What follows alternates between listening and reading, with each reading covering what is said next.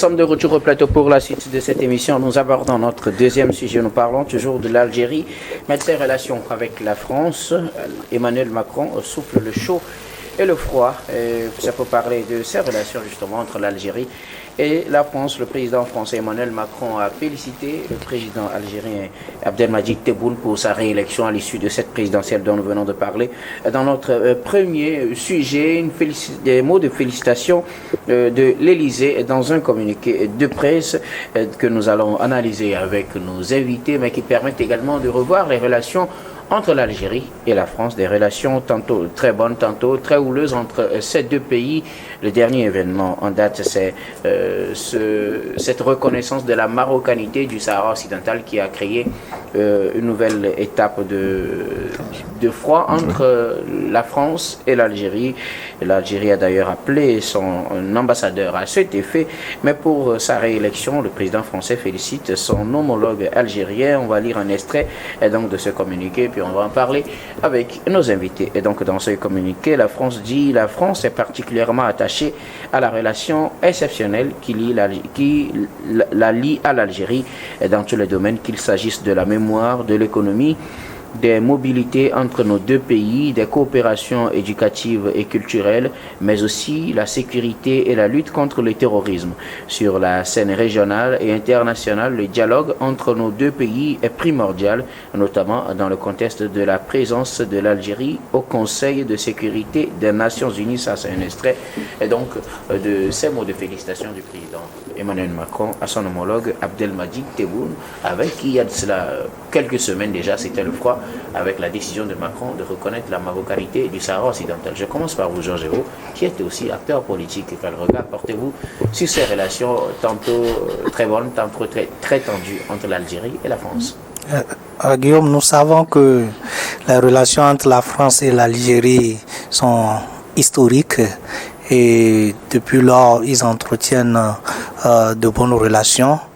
Avec l'avènement au pouvoir de Macron, vous savez, les déclarations qui l'ont porté, tantôt des déclarations de se séparer avec la tradition France-Afrique, reconnaître les méfaits de la colonisation sur l'Afrique et surtout tout ce qui est des guerres d'indépendance qui a été quand même reconnu par Emmanuel Macron. Donc ça a suscité quand même de l'espoir partout et au niveau même de l'Algérie. Mais depuis un certain moment, cette relation a connu des temps de chute, des temps de montée et ça a été toujours comme ça. Et c'est ce que vous avez énuméré tout de suite par courrier en date du 30 juillet. Le président français a reconnu la partie tant discutée entre le Maroc et l'Algérie qui soutient le Front Polisario pour l'indépendance de cette partie du Sahara et le Maroc qui finalement est quand même adoubé par la France ou le président Emmanuel Macron. Donc vous voyez que ça devient quand même un peu le froid et le chaud qui est soufflé par ce président. Effectivement, et on ne peut pas oublier que le président qui vient de gagner à 94-65%, qui est félicité par le président français, et parce que, vous savez, l'Algérie à un moment donné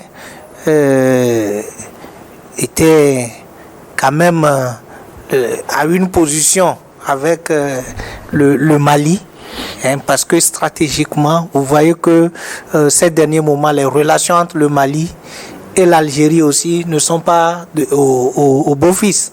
Et donc aujourd'hui, si la France, qui quand même avait des démêlés avec le Mali, et que l'Algérie de Tebboune aussi a quand même des points de discorde avec le Mali. Voyez-vous qu'ils ont quand même aujourd'hui un ennemi commun qui est quand même les transitions au niveau de l'AES et du Mali précisément. Donc aujourd'hui, il y a de quoi quand même à féliciter Tebboune pour quand même l'adouber, pour lui dire que la France tient à cette relation que nous avons, mais malgré que nous avons soutenu le Maroc pour ce qui concerne le Sahara occidental, nous sommes toujours avec vous. Nos relations sur le plan de la guerre d'indépendance, la guerre de l'Algérie, tout ce qui concerne le mémoire des combattants, tout ce que nous avons mis en place, les comités, pour pouvoir évaluer et décrire l'histoire telle que les deux pays l'ont vécu. Vous voyez, il faut à un moment donné que pour faire tout cela, Emmanuel Macron se rapproche davantage de Tebboune.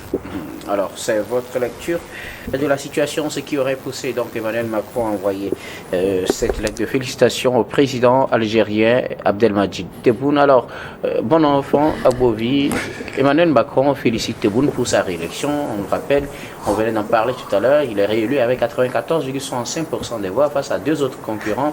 Félicitations de Macron qui ne manque pas de rappeler les très bonnes relations entre l'Algérie et la France. Mais il faut rappeler aussi que ces relations n'ont pas toujours été très bonnes. On rappelle, les derniers événements peuvent attester cela.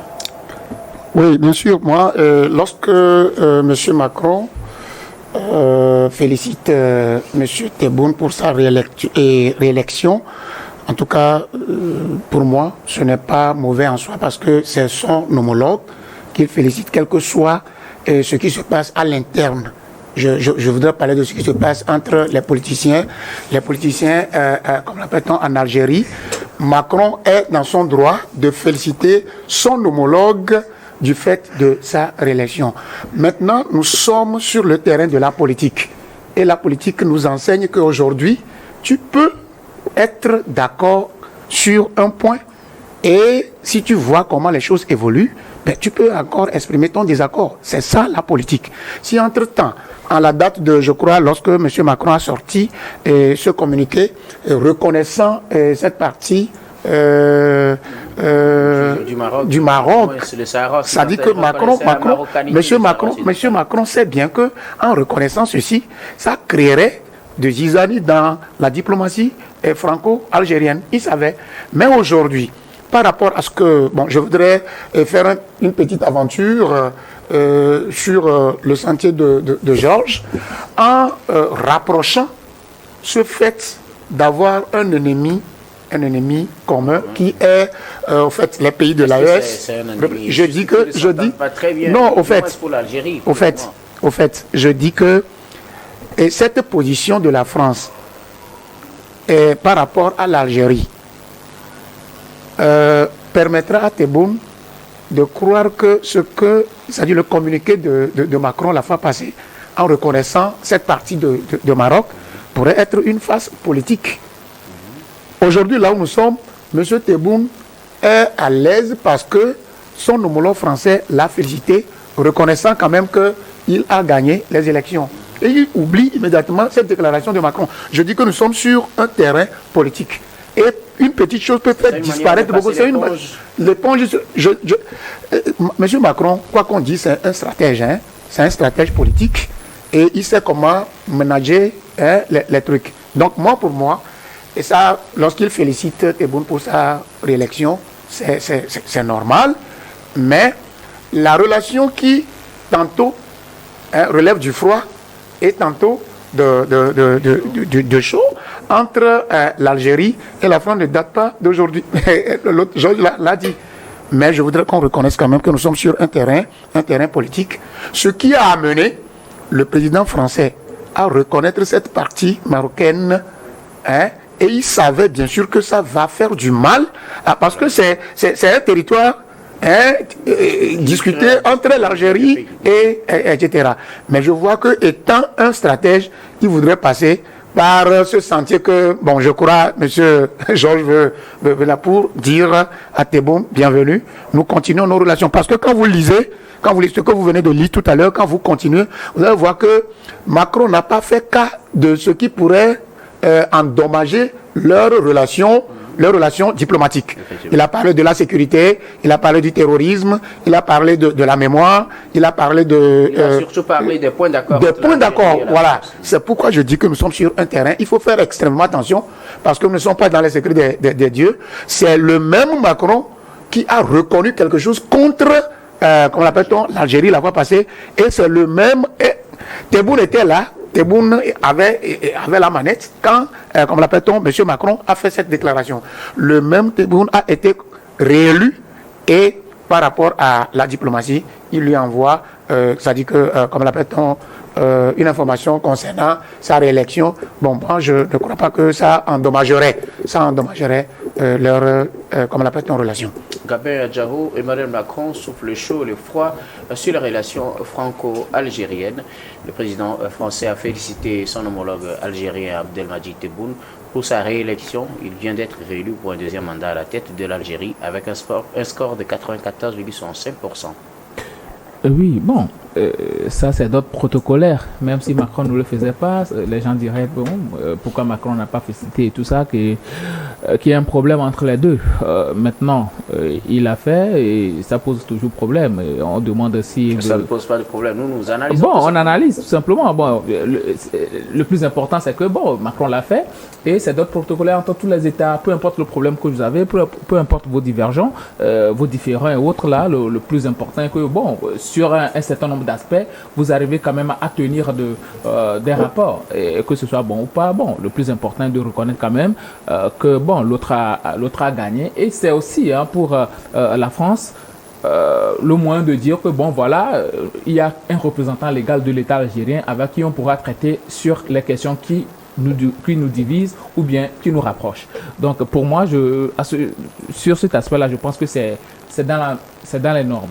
Maintenant, par rapport au problème du Sahara occidental, c'est vrai qu'il y a beaucoup de problèmes. Les problèmes liés à la guerre d'Algérie 1954-1962. Il y a tellement de choses. La France ne veut pas reconnaître sa responsabilité dans la maltraitance des Algériens et autres là. Donc ça pose un certain nombre de problèmes au point où il y a eu des comités ou bien des ONG qui avaient demandé à ce que des commissions soient créées pour véritablement élucider par rapport à la responsabilité de la France ou non dans ces affaires de guerre d'Algérie. Et maintenant, bon, par rapport au Sahara occidental, vous savez, les pays sont guidés par des intérêts. Et la France agit par rapport à ses intérêts. Ce territoire-là, même si c'est pas trop grand, c'est pratiquement 27 000 km², mais c'est assez riche en phosphate et son littoral est très poissonneux. Donc c'est stratégique pour la France. Or, nous savons très bien que le premier partenaire économique de la France en Afrique, c'est le Maroc, et la France devait quand même de prendre position sur un certain nombre de choses pour son intérêt aussi. Tout ça dépend aussi de la proposition que le Maroc a fait à la France. Maintenant, l'Algérie aussi, c'est le deuxième partenaire économique de la France en Afrique. Donc ça veut dire que Macron a bien évalué les choses et s'est dit, bon voilà, si je prends position ici, il y a encore d'autres sujets sur lesquels je peux me rattraper auprès de l'Algérie. Et maintenant, peut-être, j'avais déjà parlé de ces histoires d'élections en Afrique. C'est vrai qu'on a élu une personne, mais vous savez, la France peut avoir les bons rapports et savoir réellement ce que pèse Tebboune dans son pays. Et lui apporter son soutien, ça va permettre à ce que celui-là qui représente l'État algérien puisse faire certaines concessions. Aujourd'hui, quand tu prends les 5 ans passés par Tebboune, véritablement, Tebboune est contesté à l'intérieur. Il est contesté à l'intérieur. Et aujourd'hui, si Macron lui apporte son soutien à l'international, ça va l'ouvrir les portes. Mais imaginez que celui-là, la France, qui quand même est un poids dans l'Union européenne, ne reconnaît pas la victoire de Tebboune, ben, il y a des choses que Tebboune ne pourra pas faire. Est-ce qu'il est possible que la France ne reconnaisse pas la victoire? Parce que c'est quand même avec 94,65%. Avec quelle alchimie on pourrait changer ce score? C'est possible. On peut ne pas changer le score, mais on peut ne pas reconnaître par rapport à un certain nombre de choses. Et je dis par rapport aux informations que la France dispose, la France a la possibilité de savoir réellement ce que Abdelmadjid Tebboune pèse au sein de la population algérienne. Tout compte fait, je pense que l'Algérie qui soutient les indépendantistes du Front Polisario et autres là, contre et le Maroc et la Mauritanie, aujourd'hui la France a choisi de soutenir le Maroc et la Mauritanie. Donc pour la France, ses intérêts du côté du Maroc sont déjà protégés. C'est vrai qu'ils entretiennent de très bons rapports économiques, raison pour laquelle leur échange c'est assez fructueux pour les deux pays. C'est vrai aussi que l'Algérie apporte énormément et la plupart du temps on dit que l'Algérie est un prolongement de la France. Ça veut dire que le nombre d'Algériens déjà qu'il y a en France, ça constitue un lien entre les deux pays. Ils vont se fâcher, vous aurez pu constater que tout au long de leur histoire, ils se sont fâchés, ils se sont fâchés, mais après ils ont fini toujours par recoller les morceaux. Et ça a toujours été comme ça. Donc Macron s'est appuyé sur cela et sait très bien que peu importe comment l'Algérie va se fâcher, d'autant plus que directement ce n'est pas l'Algérie qui discute le Sahara occidental avec le Maroc. L'Algérie soutient juste les indépendantistes. Donc ce qui veut dire que on peut arriver à faire un consensus autour de cette affaire-là pour que et le Maroc, et l'Algérie, et la France, et la Mauritanie trouvent leur part et que même les indépendantistes du Front Polisario aussi arrivent à gagner quelque part. Parce que quand tu prends ce territoire-là qui est désertique, ce qui intéresse tout le monde, c'est le sous-sol. Donc comment faire pour que tout le monde arrive à gagner? Je pense que Macron a cette baguette-là. Macron n'aurait pas réagi par rapport à la marocanité de ce Sahara-là, sans avoir fait des comptes au préalable. C'est tout un comité qui s'est assis et ils ont vu que, véritablement, il y a tellement de phosphate ici, ce littoral-là, c'est assez poissonneux, donc on peut en profiter. Et quel est le pays à même d'arriver à nous permettre à ce qu'on peut avoir aussi notre gain de cause dans cette histoire? Et c'est le Maroc. D'autant plus que l'Algérie n'est pas directement liée. Mais si c'est le Front Polisario qui arrive à gagner, que les indépendantistes gagnent, la France risque de ne rien avoir. Le Maroc risque de ne rien avoir, la Mauritanie aussi. Peut-être l'Algérie va gagner, mais les trois autres pays, ou bien les deux autres pays, la France, la Mauritanie et le Maroc, les trois autres pays, pardon, eux, tous, ils vont perdre. Maintenant, il faut prendre position pour aider à ce que les trois autres pays gagnent, mais aussi et la France et aussi l'Algérie arrivent à avoir un peu de l'exploitation de ce sous-sol-là. Voilà, donc je pense que la France a bien réfléchi avant de prendre position. On a vu juste Macron réagir, mais ce n'est pas Macron qui a réagi, c'est la France qui a réagi. Et pour qu'on arrive à prendre cette décision-là sur le plan international, c'est tout un comité qui s'assoit et on voit l'intérêt de la France dedans. Donc Macron a très bien calculé ses intérêts avant de prendre position. Maintenant, Tebboune, il va vouloir, c'est vrai, dans ce genre d'histoire, chacun arrive à monter la barre très haute pour au moins arriver à avoir au moins quelque chose. Donc Tebboune va discuter avec la France et dans toute cette histoire-là, c'est le Front Polisario qui va perdre.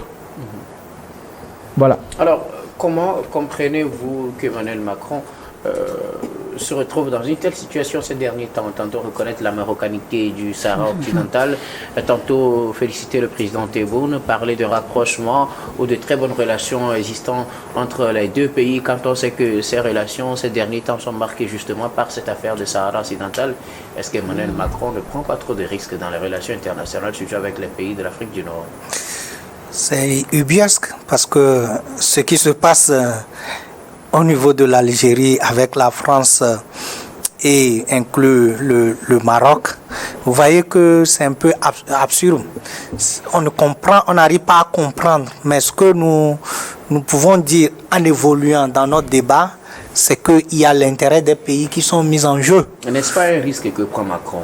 Puisque oui, en voulant sauvegarder ses intérêts un peu partout, en fait, il s'est démarqué de ses prédécesseurs, justement, qui ne sont jamais prononcés Très quand même clairement, ouvertement sur cette affaire. Et ça montre combien de fois il a pris de risques. Mais comme on le dit, qui ne risque rien n'a rien. Il a risqué pour voir un peu la réaction de l'Algérie et surtout par rapport aux indépendantistes. Puisque aujourd'hui, ce qui se passe, c'est que le monde est gouverné par la recherche d'intérêts accrus, de telle manière que les gens ne font plus des calculs de se mettre en difficulté ou pas. Les gens se posent la question, est-ce que en prenant cette décision ou bien en allant sur ce côté, qu'est-ce que je gagnerais? C'est ça même ce qui motive plus les décisions aujourd'hui et les décisions des États ou les décisions des dirigeants des États. C'est qu'est-ce que je gagnerai, qu'est-ce que j'arriverai à gagner pour ma nation. Donc aujourd'hui, on s'en rend compte qu'il a risqué, mais on peut aussi noter qu'il n'y avait pas assez d'obstacles, puisque depuis le 30 juillet qu'il a écrit pour reconnaître le Sahara occidental comme étant une partie du Maroc. Est-ce que de l'autre côté de l'Algérie, est-ce qu'il y a une réponse qui permet à ce que la France puisse regretter? Non, parce que ça montre combien de fois il a calculé le moment, puisque comme je l'avais introduit, aucun de ses prédécesseurs ne s'est pas prononcé ouvertement. Donc il a calculé le moment et il a compris que le moment est propice, puisque Tebboune, qui est aussi quand même contesté, parce que comme lui-même il a dit, il a fait de son premier mandat la lutte contre la corruption. Et ce qui fait qu'effectivement, quand vous allez sur le terrain de la corruption, même dans votre propre camp, autour de vous, vous serez contesté, vous serez traité de tous les maux. Donc quand il sait qu'il est contesté, il est en quelque sorte affaibli avant d'aller aux élections. Quand je parle d'affaibli, ce n'est pas par rapport à son électorat. Je parle du fait que c'est un moment très sensible pour lui de se prononcer sur un certain nombre de problèmes, surtout le problème extérieur, parce qu'il doit être concentré sur le problème interne d'abord pour préparer sa réélection. Donc il sait que Tebboune, qui est concentré à la préparation de sa réélection, n'aura pas assez de temps ou de marge de manœuvre pour pouvoir constituer un obstacle véritable pour la France et les intérêts de la France. Il a rappelé son ambassadeur. Oui, le fait de rappeler l'ambassadeur, n'a pas créé tellement de crise diplomatique entre eux, parce que mais c'est le summum de la crise diplomatique que de rappeler son ambassadeur. Oui, je sais, mais en fait, au-delà d'appeler le diplomate, qu'en est réellement des relations entre la France et l'Algérie? Non. Donc c'est pour dire que c'est normal. On peut pas faire ça et puis on ne va pas rappeler. C'est comme si lui aussi il constate que la France a fait. Donc c'est assez normal ce qu'il a fait. Mais c'est pour dire que ça n'a pas véritablement créé une crise diplomatique telle que le craignaient ses prédécesseurs. Donc aujourd'hui, il est arrivé maintenant à faire quoi? À faire ce revirement de 360 degrés en félicitant son homologue. On n'a même pas encore eu la réaction de son homologue, mais est-il que, comme nous le disons tous, la France étant un pays avec assez de poids dans l'Union européenne, avoir la France à ses côtés, c'est aussi avoir quand même les pays membres de l'Union européenne qui quand même peut accepter à accompagner les autorités algériennes dans la politique de reconstruction du pays telle que prônée par le président Tebboune. Merci beaucoup.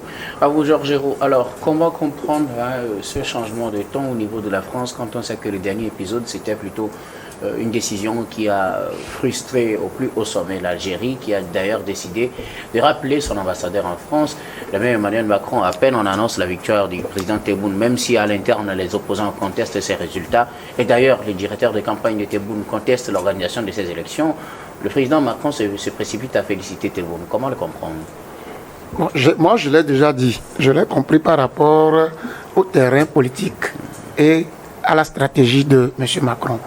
Et vous allez voir que de la déclaration de Macron par rapport à la reconnaissance de ce petit territoire-là, de, je crois, 27 000 km², et vous allez voir que les autorités marocaines n'avaient pas fait trop de boucan qu'en rappelant leur, comment l'appelle-t-on, leur ministre des Affaires étrangères. C'est tout. Leur ambassadeur. Maintenant, leur ambassadeur, merci.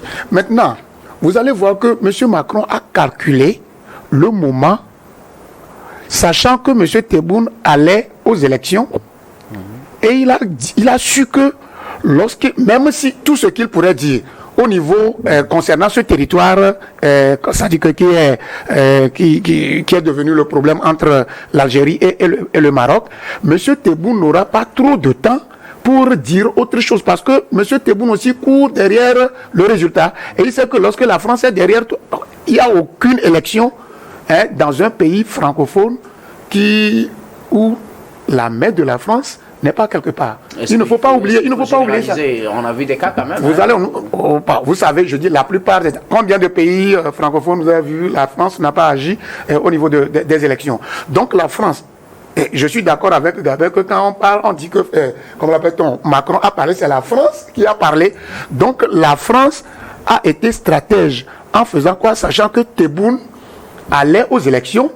Qu'est-ce qu'il doit faire? Qu'est-ce qu'on doit faire pour... Si par exemple, après la déclaration en juillet là, c'est que les autorités algériennes avaient commencé par produire des contre-informations, nous allons voir qu'au moins, il y a quelque chose qui a tourné quelque part. Mais après cette déclaration, on est là parce que Tebboune sait qu'il est proche de l'élection, il ne peut pas faire quelque chose contre la France.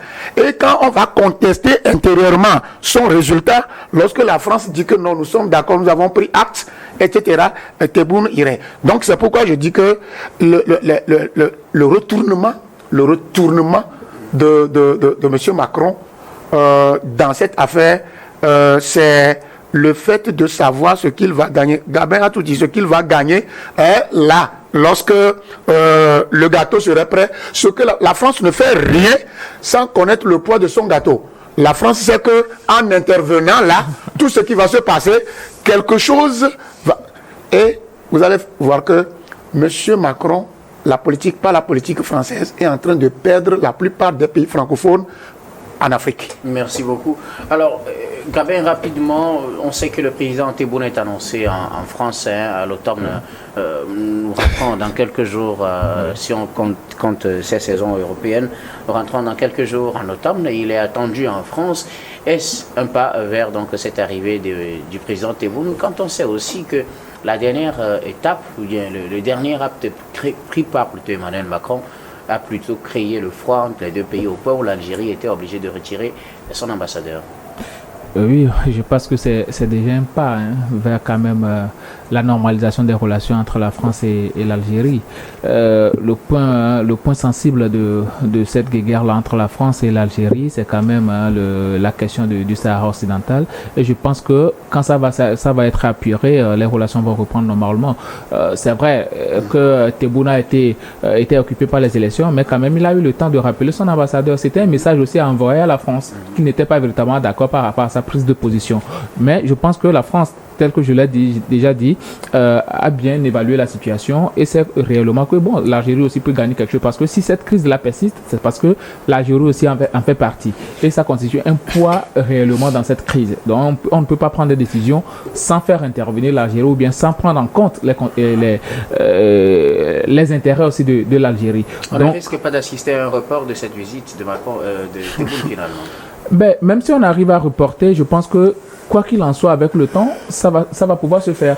Peut-être que, bon, Tebboune, lui, va attendre que sa réélection à la tête du pays soit bien confirmée, qu'il soit bien mis en place avant de pouvoir faire un certain nombre de déplacements. Sinon, en réalité, l'Algérie n'est pas directement concernée par cette crise. C'est par rapport à son poids qu'on l'appelle. Maintenant, quand il va aller, je pense qu'ils vont discuter du partage du gâteau, de comment faire pour que tout le monde en profite. Et que, bon, voilà, l'éponge va être passée. Sinon, je ne pense pas, je ne suis pas sûr que cette relation, cette guéguerre-là va continuer par persister pour très longtemps. Merci beaucoup à vous tous pour vos contributions. Nous allons marquer la pause pour le journal, puis on reviendra tout à l'heure pour la suite de cette émission.